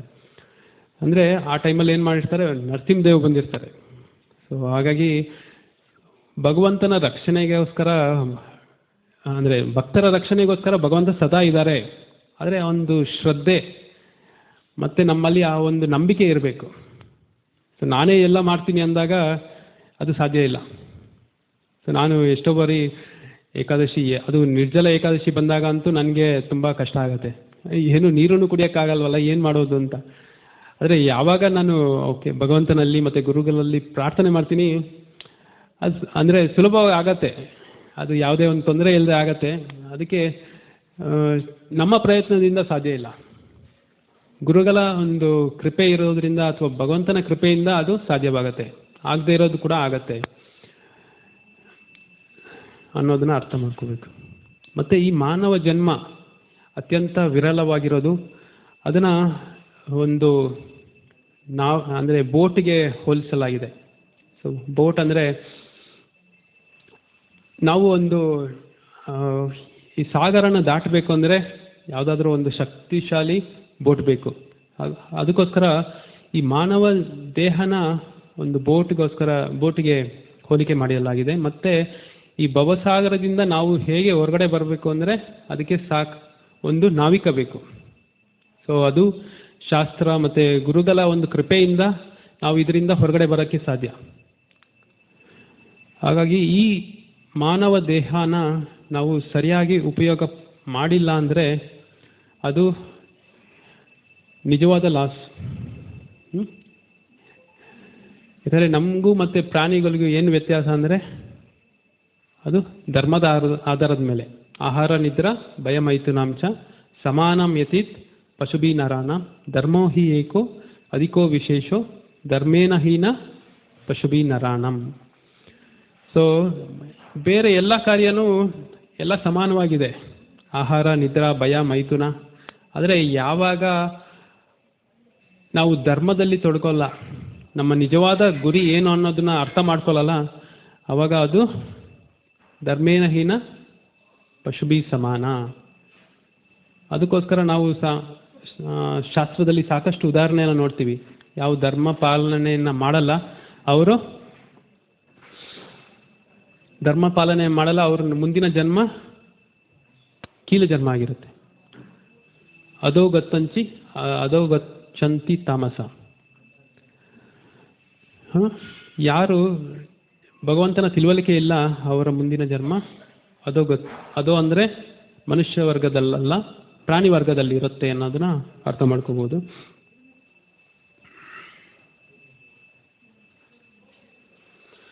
ಹಾಗಾಗಿ ಇಲ್ಲಿ ಯಾವುದೇ ಒಂದು ಮನುಷ್ಯನ ಕಾರ್ಯದಿಂದ ಮನುಷ್ಯನ ಪ್ರಗತಿ ಹೊಂದೋದಿಲ್ಲ. ಸೊ ನಿಜವಾದ ಭಗವಂತನ ಸೇವೆಯಿಂದ ಮಾತ್ರ ಅದು ಸಾಧ್ಯ ಆಗತ್ತೆ. ಸೊ ಮುಖ್ಯವಾಗಿ ಇಲ್ಲಿ ಭಗವಂತನಿಗೆ ಅರ್ಪಣೆ ಮಾಡಿ ತಗೋಬೇಕು ಅನ್ನೋದನ್ನ ವಿವರಣೆ ಕೊಟ್ಟಿದ್ದಾರೆ ಪ್ರಸಾದದ ಮುಖಾಂತರ. ಪತ್ರಂ ಪುಷ್ಪಂ ಫಲಂ ತೋಯಂ ಯೋಮೇ ಭಕ್ತ್ಯ ಪ್ರಯಶತಿ. ಯಾವುದೇ ಒಂದು ಆಹಾರನ ಭಗವಂತನಿಗೆ ಅರ್ಪಣೆ ಮಾಡಿದಾಗ ಅದು ಪ್ರಸಾದವಾಗತ್ತೆ. ಪ್ರಸಾದದ ಮಹಿಮೆನೇ ಆ ಥರ ಇದೆ. ಯಾವಾಗ ಈ ಪ್ರಸಾದನ ಇದರಲ್ಲಿ ವಿಷ್ಣು ಪುರಾಣದಲ್ಲಿ ಮೆನ್ಷನ್ ಮಾಡಿದ್ದಾರೆ, ಯಾರು ಪ್ರಸಾದವನ್ನು ಸೇವನೆ ಮಾಡ್ತಾರೆ ಅವರು 6 ತಿಂಗಳ ಕಾಲ ಏನು ತಪಸ್ ಮಾಡಿರ್ತಾರೆ ಅದರ ಬೆನಿಫಿಟ್ನ ಪಡೀಬೋದು. ಮತ್ತು ಯಾರು ಪ್ರಸಾದವನ್ನು ತಗೊಂಡು ಎಲ್ಲ ಕಡೆ ಚಲನ ಮಾಡ್ತಾರೆ ಅದು ತೀರ್ಥಕ್ಷೇತ್ರವಾಗತ್ತೆ, ಮತ್ತು ಒಂದು ಅಶ್ವಮೇಧ ಯಜ್ಞ ಮಾಡಿದ್ದ ಒಂದು ಫಲ ಸಿಗತ್ತೆ ಅನ್ನೋದನ್ನು. ಹಾಗಾಗಿ ಈ ಪ್ರಸಾದದ ಅಷ್ಟೊಂದು ಮಹತ್ವವಾಗಿದೆ. ಹಾಗಾಗಿ ಕೇವಲ ಎಷ್ಟೋ ಜನ ನಾವು ವೆಜಿಟೇರಿಯನ್ ಆಗಿದ್ದೀವಿ ಅನ್ನೋ ಒಂದು ಗರ್ವದಲ್ಲಿರ್ತಾರೆ. ಆದರೆ ವೆಜಿಟೇರಿಯನ್ ಆದರೂ ಕೂಡ ಅಲ್ಲಿ ಕೂಡ ಒಂದು ಜೀವರಾಶಿಗೆ ಹಾನಿಯನ್ನು ಮಾಡ್ತಾ ಇರ್ತೀವಿ. ಯಾಕಂದರೆ ಗಿಡಗಳಲ್ಲೂ ಕೂಡ ಒಂದು ಜೀವ ಇರುತ್ತೆ, ಅದಕ್ಕೂ ಕೂಡ ಹಾನಿ ಆಗುತ್ತೆ. ಆದರೆ ಯಾವಾಗ ನಾವು ಭಗವಂತನಿಗೆ ಅರ್ಪಣೆ ಮಾಡಿರ್ತೀವಿ ಅದನ್ನು ಭಗವಂತನ ಕೃಪೆ ಸಿಗತ್ತೆ, ಮತ್ತು ಆ ಯಜ್ಞ ಏನು ಪಾಪದಿಂದ ಮುಕ್ತಿಯನ್ನು ಪಡಿಬೋದು. ಆಗಿನ ಕಾಲದಲ್ಲಿ ನೋಡ್ಬೋದು ಸಾಧುಗಳು ಯಾವ ರೀತಿ ಇದ್ರು ಅಂದರೆ ಅವರು ಆ ಮರದಿಂದ ಬರುವಂಥ ಒಂದು ಹಣ್ಣು ತೆಗೆಯೋದಕ್ಕೂ ಕೂಡ ಯೋಚನೆ ಮಾಡ್ತಾಯಿದ್ರು. ಯಾಕಂದರೆ ಹಣ್ಣು ತೆಗೆದ್ರೆ ಅದಕ್ಕೆ ನೋವಾಗತ್ತೆ ಅನ್ನೋ ಒಂದು ಮನೋಭಾವನೆ ಇರ್ತಾ ಇತ್ತು. ಸೊ ಅದಕ್ಕೋಸ್ಕರ ಏನು ಮಾಡ್ತಾಯಿದ್ರು, ಅದು ಹಣ್ಣು ನ್ಯಾಚುರಲ್ ಆಗಿ ಕೆಳಗಡೆ ಬೀಳೋ ತನಕ ವೆಯ್ಟ್ ಮಾಡಿಬಿಟ್ಟು ಆಮೇಲೆ ಅದನ್ನು ಸ್ವೀಕರಣೆ ಮಾಡ್ತಾಯಿದ್ರು.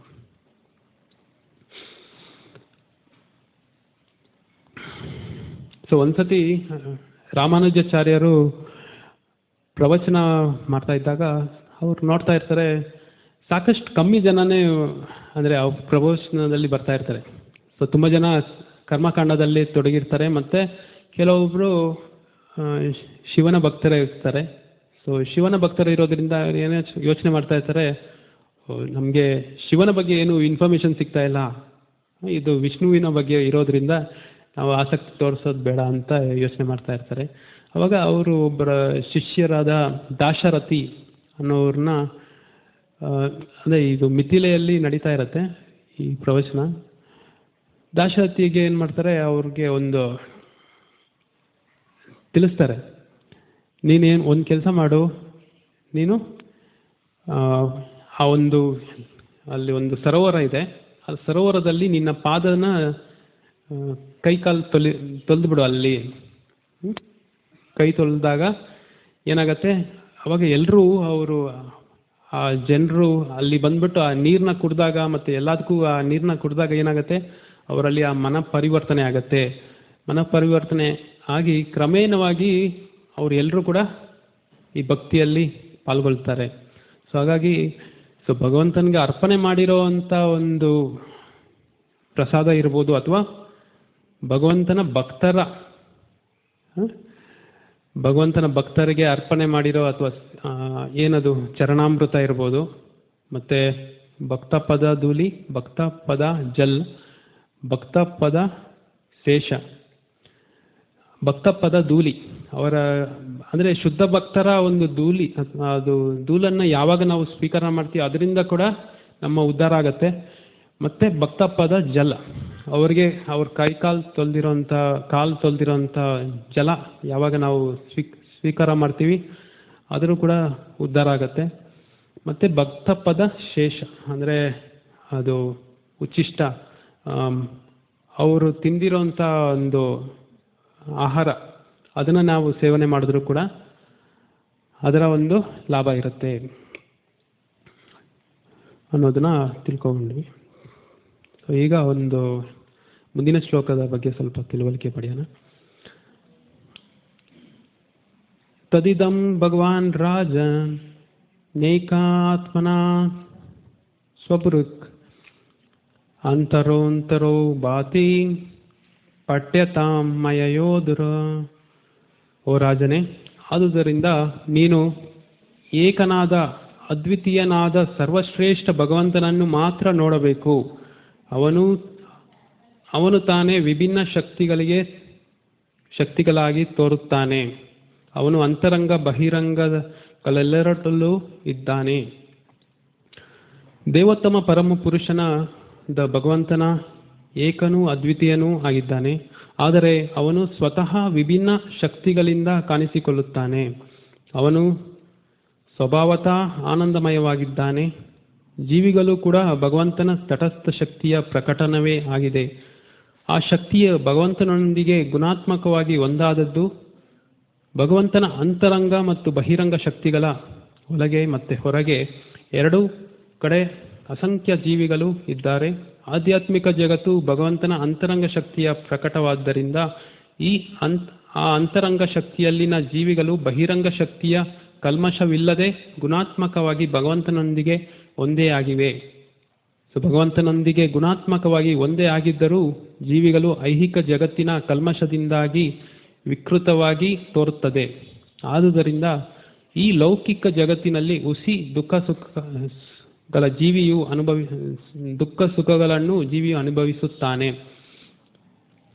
ಅಂತಹ ಅನುಭವಗಳೆಲ್ಲ ಕ್ಷಣಿಕವಾದುದು ಮತ್ತು ಜೀವಾತ್ಮದ ಮೇಲೆ ಪರಿಣಾಮವನ್ನು ಉಂಟು ಮಾಡಲಾರವು. ಭಗವಂತನ ಗುಣಗಳಿಗೆ ಸಮಾನವಾದ ತನ್ನ ಗುಣಗಳ ಮರೆವಿನಿಂದ ಜೀವಿಗೆ ಅಂತಹ ಕ್ಷಣಿಕ ಸುಖಗಳ ಮತ್ತು ದುಃಖಗಳ ಸಂವೇದನೆ ಉಂಟಾಗುತ್ತದೆ. ಆದರೂ ಜೀವಿಗೆ ಸ್ವತಃ ಭಗವಂತನಿಂದ ಅಂತರಂಗದಿಂದಲೂ ಬಹಿರಂಗದಿಂದಲೂ ನಿಯತವಾದ ಚೈತನ್ಯ ಸಂಚಾರವಿರುತ್ತದೆ. ಆದುದರಿಂದ ಜೀವಿಯ ಪತಿತ ಸ್ಥಿತಿಯನ್ನು ಸರಿಪಡಿಸಬಹುದು. ಸೊ ಭಗವಂತನು ಅಂತರ್ಯಾಮಿ ಪರಮಾತ್ಮನು ಮತ್ತು ತನ್ನ ಪ್ರಕಟಿತ ರೂಪಗಳಾದ ಗುರು ಮತ್ತು ಅಪೌರುಷೇಯ ಗ್ರಂಥಗಳಿಂದ ಜೀವಿಯನ್ನು ಬಹಿರಂಗದಲ್ಲಿ ಸರಿಪಡಿಸುತ್ತಾನೆ. ಪ್ರತಿಯೊಬ್ಬನೂ ತನ್ನ ಉದ್ಧಾರಕ್ಕೆ ಭಗವಂತನ ಕಡೆ ನೋಡಬೇಕು. ಸುಖ ದುಃಖಗಳ ಹುಸಿ ತೋರಿಕೆಗಳಿಂದ ವಿಚಲಿತನಾಗಬಾರದು. ಆದರೆ ಪತಿತ ಆತ್ಮರನ್ನು ಸರಿಪಡಿಸಲು ಭಗವಂತನ ಬಾಹ್ಯ ಕಾರ್ಯದಲ್ಲಿ ಅವನೊಂದಿಗೆ ಸಹಕರಿಸಲು ಪ್ರಯತ್ನಿಸಬೇಕು. ಭಗವಂತನ ಆಜ್ಞೆಯಿಂದಲೇ ಗುರುವಾಗಬೇಕು. ಭಗವಂತನೊಂದಿಗೆ ಸಹಕರಿಸಬೇಕು. ತನ್ನ ವೈಯಕ್ತಿಕ ಲಾಭಕ್ಕಾಗಿ, ಯಾವುದೇ ಐಹಿಕ ಪ್ರಾಪ್ತಿಗಾಗಿ, ವ್ಯಾಪಾರಕ್ಕಾಗಿ, ದಾರಿ ಮಾಡಿಕೊಳ್ಳುವುದಕ್ಕಾಗಿ, ಹೊಟ್ಟೆಪಾಡನ್ನು ಗಳಿಸುವ ಉದ್ಯೋಗಕ್ಕಾಗಿ ಗುರುವಾಗಬಾರದು. ಸರ್ವಶ್ರೇಷ್ಠ ಭಗವಂತನತ್ತ ದೃಷ್ಟಿ ಇಟ್ಟ ಅವರೊಂದಿಗೆ ಸಹಕರಿಸುವ ಸದ್ಗುರುಗಳು ನಿಜವಾಗಿ ಗುಣಾತ್ಮಕವಾಗಿ ಭಗವಂತನೊಂದಿಗೆ ಒಂದಾಗಿರುತ್ತಾರೆ. ವಿಸ್ಮೃತಿಯನ್ನು ಪಡೆದವರು ಪರಾನ್ಮುಖ ಪ್ರತಿಬಿಂಬಗಳು ಮಾತ್ರ ಆಗಿರುತ್ತಾರೆ. ಆದ್ದರಿಂದ ಹುಸಿ ಸುಖ ದುಃಖಗಳ ವ್ಯಾಪಾರದಿಂದ ವಿಚಲಿತನಾಗದಿರಲು ಭಗವಂತನ ಅವತಾರದ ಗುರಿಯಾದ ಧರ್ಮ ಸಂಸ್ಥಾಪನೆಯ ಕಾರ್ಯವನ್ನು ನಿರ್ವಹಿಸಲು ಭಗವಂತನ ಹತ್ರ ಮಾತ್ರ ನೋಡಬೇಕೆಂದು ನಾರದರು ಯುಧಿಷ್ಠಿರರಿಗೆ ಸೂಚಿಸುತ್ತಾರೆ. ಹಾಗಾಗಿ ಹಿಂದಿನ ಶ್ಲೋಕದಲ್ಲೂ ಕೂಡ ನಾವು ಅರ್ಥ ಮಾಡ್ಕೊಂಡ್ವಿ. ಸೊ ಯಾರಾದರೂ ಒಬ್ಬರು ಬೇರೆಯವ್ರನ್ನ ರಕ್ಷಣೆ ಮಾಡ್ತಾ ಇದ್ದಾರೆ ಅಂದರೆ ಅದು ತಪ್ಪು ತಿಳುವಳಿಕೆ. ಯಾಕಂದರೆ ಭಗವಂತನೇ ಎಲ್ಲರ ರಕ್ಷಣೆ ಮಾಡ್ತಾ ಇದ್ದಾರೆ. ಇವಾಗ ನೀವು ಧೃತರಾಷ್ಟ್ರರು ಅಥವಾ ವಿದುರರು ಅವರ ಪಾಲನೆ ಹೇಗೆ ಆಗತ್ತೆ ಅನ್ನೋದು ಯೋಚನೆ ಮಾಡ್ತಾ ಇದ್ದೀರಾ. ಆದರೆ ಅದು ಭಗವಂತನ ಇಚ್ಛೆಯಂತೆ ನಡೆಯುತ್ತೆ. ಯಾಕಂದರೆ ಯಾವ ಜೀವಿ ಕೂಡ ಭಗವಂತನ ಇಚ್ಛೆ ಇಲ್ಲದೆ ಎಲ್ಲರಿಗೂ ಆಹಾರವನ್ನು ಭಗವಂತ ಒದಗಿಸ್ತಾ ಇದ್ದಾರೆ. ಹಾಗಾಗಿ ಭಗವಂತನ ಇಚ್ಛೆಯಂತೆಯೇ ವಿದುರರಿಗೂ ಅಥವಾ ಧೃತರಾಷ್ಟ್ರರಿಗೂ ಕೂಡ ಕಾಡಿನಲ್ಲಿ ಅವ್ರಿಗೆ ಒಂದು ಆಹಾರ ಸಿಗತ್ತೆ ಮತ್ತು ಅವರು ತಮ್ಮ ಸಂರಕ್ಷಣೆಯನ್ನು ಮಾಡೋಕ್ಕೆ ಸಾಧ್ಯವಾಗತ್ತೆ. ಅವರ ಒಂದು ನಿಜವಾದ ಗುರಿಗೆ ಏನು ಉನ್ನತ ಜ್ಞಾನವನ್ನು ಪಡೆಯೋದಕ್ಕೋಸ್ಕರ ಅವರು ಪ್ರಯತ್ನ ಪಡ್ತಾ ಇದ್ದಾರೆ, ಅದಕ್ಕೆ ಅದು ಸಹಕಾರಿಯಾಗತ್ತೆ ಅನ್ನೋದರ ಬಗ್ಗೆ ತಿಳುವಳಿಕೆ ಕೊಡ್ತಾ ಇದ್ದಾರೆ. ಮತ್ತು ಈ ಶ್ಲೋಕದಲ್ಲಿ ಭಗವಂತನಿಗೆ ಮತ್ತು ನಮ್ಮ ಜೀವರಾಶಿಗಳಿಗೆ ಯಾವ ರೀತಿ ಸಂಬಂಧ ಇದೆ. ಮಮೇವಾಂಶ ಜೀವಲೋಕಿ ಜೀವಭೂತ ಸನಾತನ. ಎಲ್ಲ ಜೀವರಾಶಿಗಳು ಭಗವಂತನ ವಿಭಿನ್ನಾಂಶ. ಸೊ ಅದರಲ್ಲಿ 3 ಥರದ ಶಕ್ತಿ ಇರುತ್ತೆ. ಅಂತರಂಗ ಶಕ್ತಿ, ಬಹಿರಂಗ ಶಕ್ತಿ ಮತ್ತು ತಟಸ್ಥ ಶಕ್ತಿ. ಸೊ ಜೀವಿಯಾದವರು ಈ ಭೌತಿಕ ಪ್ರಪಂಚದಲ್ಲಿ ಯಾವಾಗ ಬಂದಿರ್ತಾರೆ ಆವಾಗ ಅದು ತಟಸ್ಥ ಶಕ್ತಿಯಾಗಿ ಅವರಿಗೆ 2 ಅವಕಾಶ ಕೂಡ ಇದೆ. ಉನ್ನತವಾದ ಒಂದು ಜ್ಞಾನವನ್ನು ಪಡೆದು ಭಗವಂತನ ಆಂತರಿಕ ಶಕ್ತಿಯಲ್ಲೂ ಕೂಡ ಅವರು ಹೋಗ್ಬೋದು. ಆದರೆ ಯಾವಾಗ ಅವರು ಕೆಳಗಿನ ವರ್ಗ ಬಹಿರಂಗ ಶಕ್ತಿಗೆ ಅವರ ಒಂದು ಸಂಪರ್ಕ ಆಗತ್ತೆ, ಅವಾಗ ಭೌತಿಕ ಶಕ್ತಿಯ ಅಂದರೆ ಮಾಯಾದೇವಿಯ ಒಂದು ಪ್ರಭಾವದಿಂದ ಏನು ಮಾಡ್ತಾರೆ, ನಮ್ಮ ನಿಜವಾದ ಗುರಿನ ಅವರು ಮರಿತಾರೆ. ಸೊ ನಮ್ಮ ನಿಜವಾದ ಗುರಿ ಭಗವಂತನ ಅರ್ಥಕೊಳ್ಳೋದು. ಆದರೆ ಆ ಮಾಯೆಯ ಪ್ರಭಾವದಿಂದ ನಮ್ಮ ನಿಜವಾದ ಗುರಿ ಮರ್ತೋಗಿರುತ್ತೆ.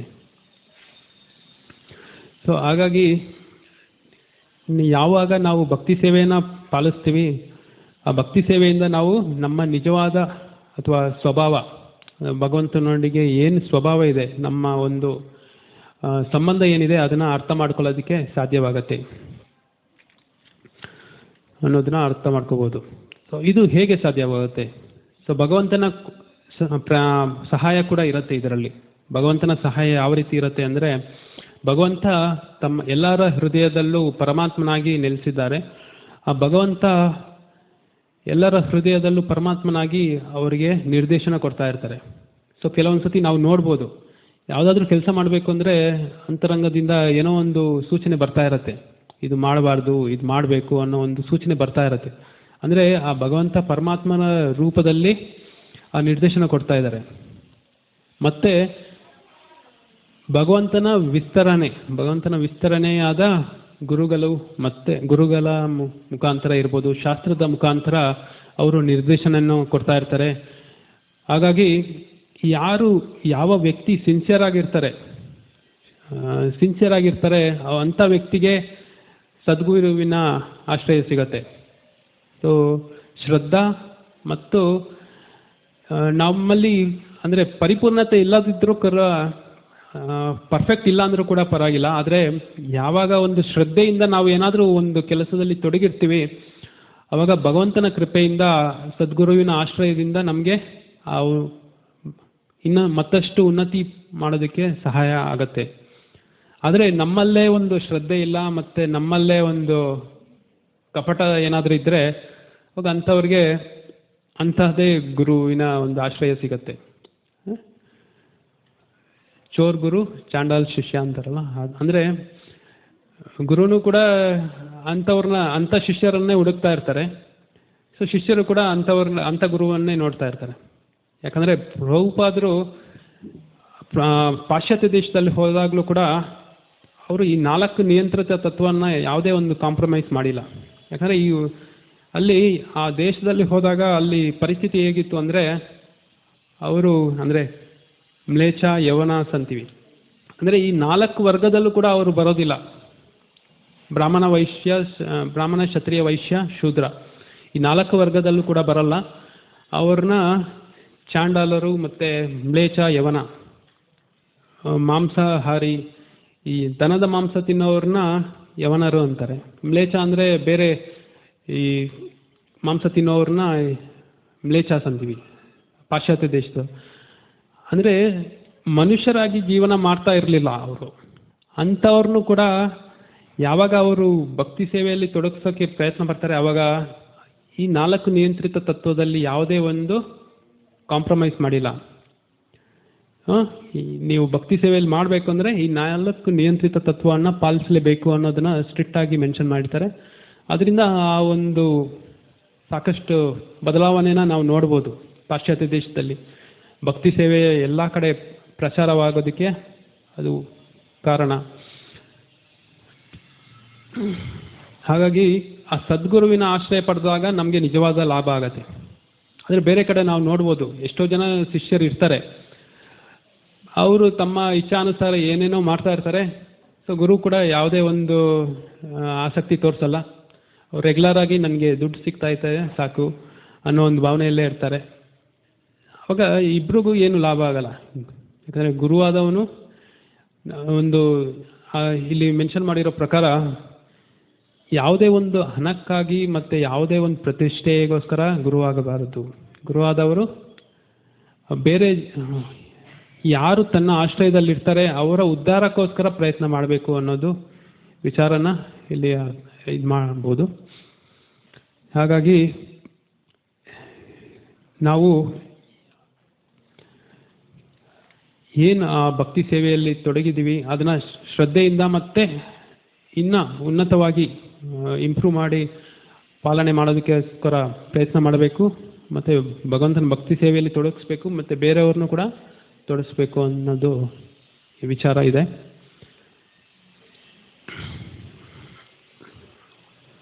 ಸೊ ಇಲ್ಲಿಗೆ ನನ್ನ ಒಂದು ಪ್ರವಚನನ ನಿಲ್ಲಿಸ್ತಾ ಇದ್ದೀನಿ. ಏನಾದರೂ ಪ್ರಶ್ನೆ ಇದ್ದರೆ ಕೇಳ್ಬೋದು.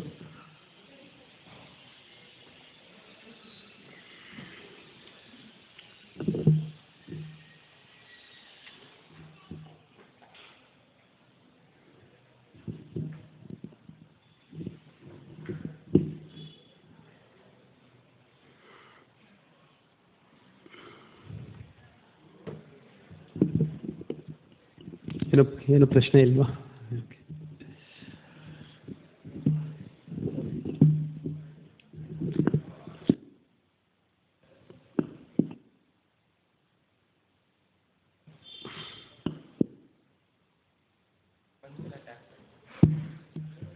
ग्रंथराज श्रीमद् भागवतम की जय।